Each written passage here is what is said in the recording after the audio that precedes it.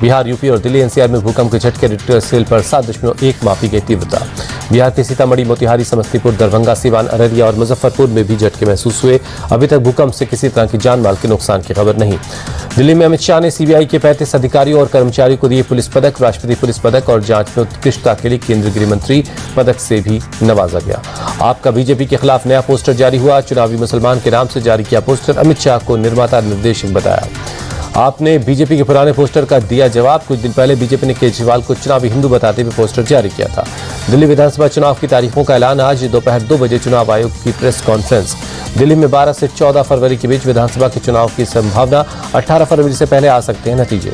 दिल्ली के voter list में 2,08,302 first time voter. इस बार करीब 1,67,000 वोटर्स की बढ़ोतरी। चुनाव आयोग की फाइनल लिस्ट के मुताबिक पुरुष मतदाताओं की संख्या में 70,873 की बढ़ोतरी, जबकि 96,426 महिला वोटर्स की संख्या बढ़ी।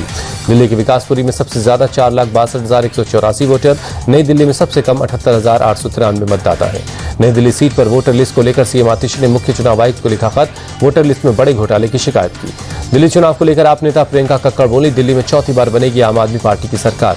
दिल्ली चुनाव को लेकर अलका लांबा का दावा। कहा, दिल्ली में सत्ता विरोधी लहर है। दिल्ली की जनता को विकल्प की तलाश है। दिल्ली विधानसभा को लेकर बोले बीजेपी नेता सतीश उपाध्याय। कहा, बीजेपी चुनाव के लिए पूरी तरह तैयार। दिल्ली में इस बार बीजेपी की सरकार बनेगी। दिल्ली चुनाव को लेकर वीरेंद्र सहदेव का बड़ा दावा। कहा, आपने 10 साल में दिल्ली में को बर्बाद किया। दिल्ली की जनता परिवर्तन के लिए तैयार है। बासुरी स्वराज का भी बड़ा दावा। दिल्ली में जनता कमल खिलाने को तैयार। आपदा हटानी है, दिल्ली में बदलाव लाना है। दिल्ली विधानसभा चुनाव को लेकर बोले बीजेपी नेता रमेश बिधूड़ी। कहा, दिल्ली के लोगों को इंतजार, आपदा से जल्द मुक्ति मिले। मतदाता बढ़ चढ़कर मताधिकार का इस्तेमाल करेंगे। भारत में चीनी वायरस एचएमपीवी के नए 8 मामले सामने आए। 8 नागपुर, कर्नाटक और तमिलनाडु में 2-2 केस, जबकि बंगाल और गुजरात में 1-1 केस मिला।